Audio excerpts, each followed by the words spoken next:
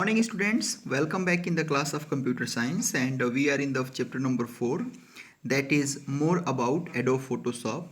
Under this chapter we had discussed in the previous two classes the tools of marquee tool, lasso tool, magic wand tool, crop tool, slice tool and measuring tools.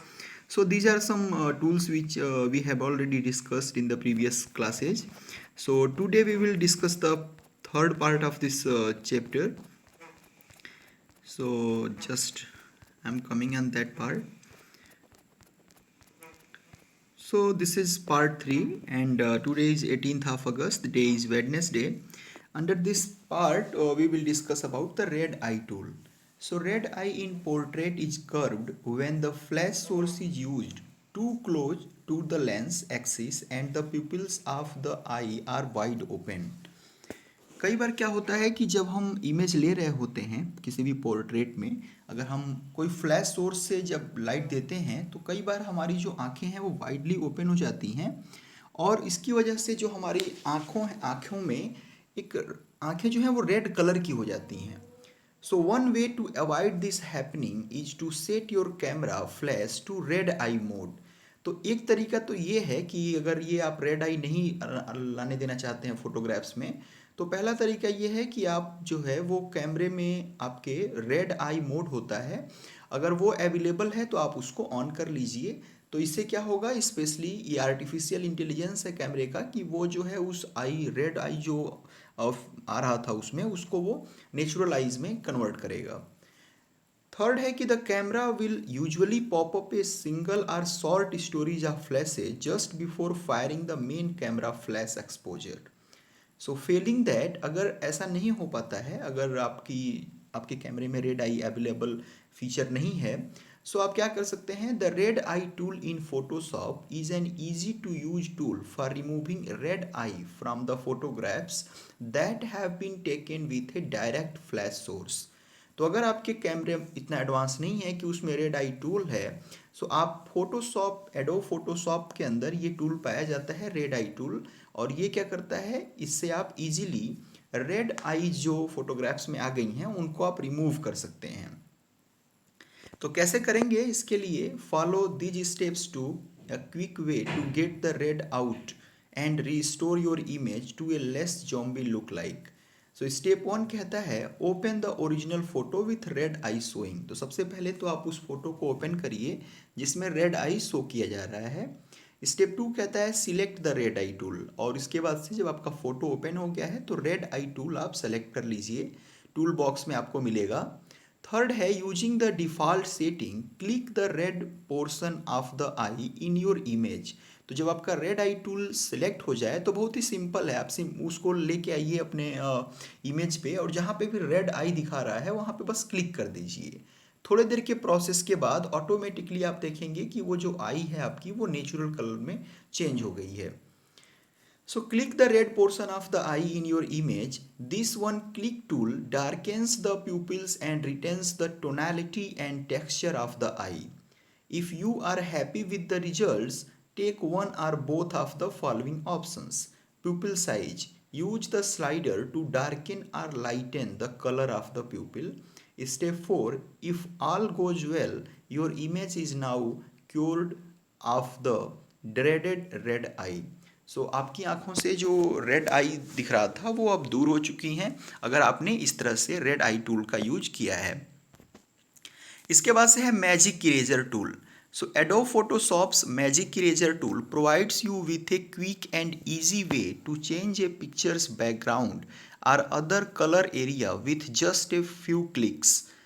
सो कई बार क्या होता है कि आप चाहते हैं कि आपका जो पिक्चर का बैकग्राउंड है उसको आप चेंज करना चाहते हैं, तो आप मैजिक इरेजर टूल के हेल्प से ये कर सकते हैं.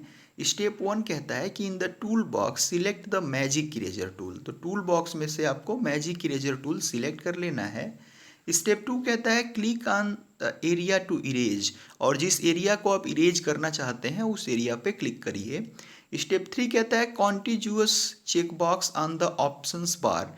Check by default limits the tool's range to adjacent areas only while deselecting it allows to erase similar pixels all over the image.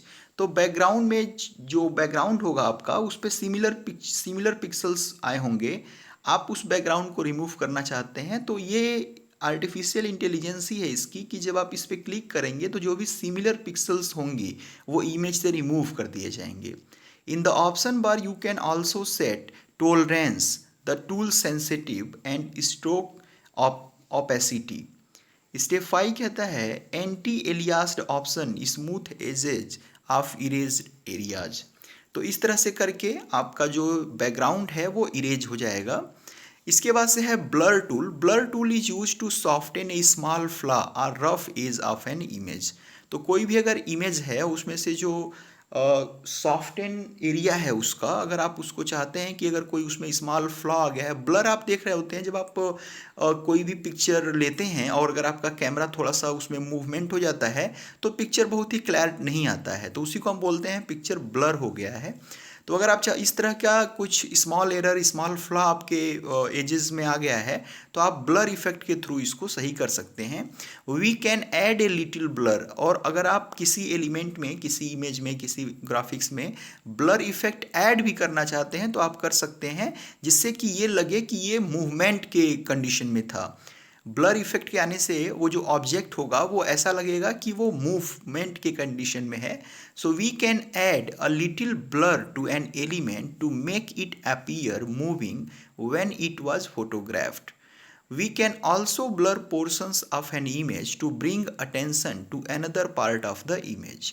और हम किसी इमेज के अगर किसी पार्ट को चाहते हैं फोकस्ड करना तो उसके जो भी सराउंडिंग्स के पिक्सल्स हैं उनको हम ब्लर कर देते हैं। तो उससे क्या होता है कि एक ही पार्ट पे जो यूजर होगा, जो उसको व्यू करेगा, उसका अटेंशन उसी पार्ट पे जाएगा जो ब्लर नहीं किया गया है।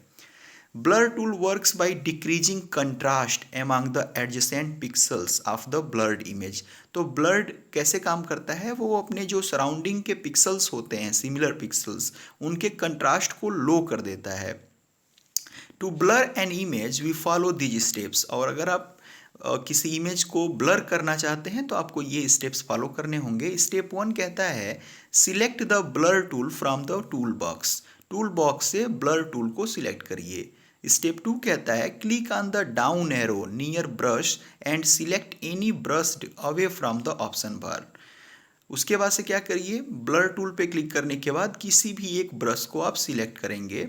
Select use all layers in the option bar. Option bar में से जितने भी लेयर्स हैं ऑल लेयर्स पे आपको सिलेक्ट करना है।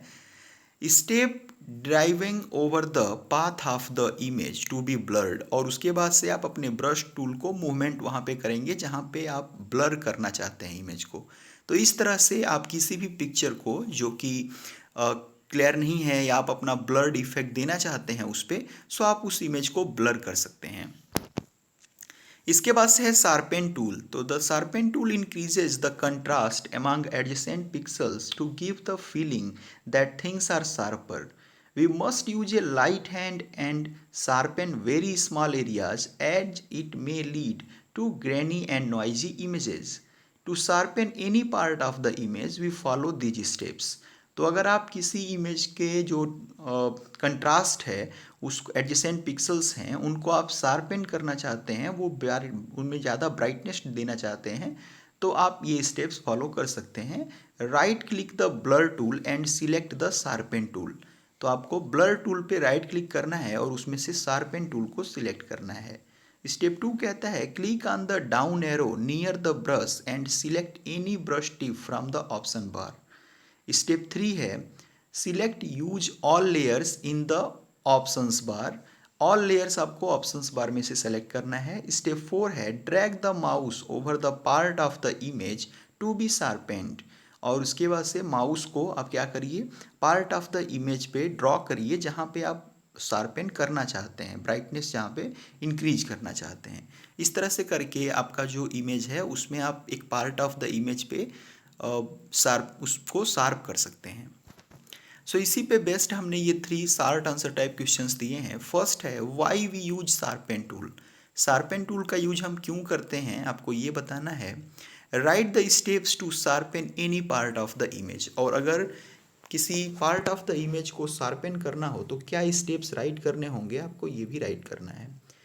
क्वेश्चन नंबर 2 है write the use of blur tool. तो ब्लर टूल का क्या यूज होता है ये आपको राइट करना है।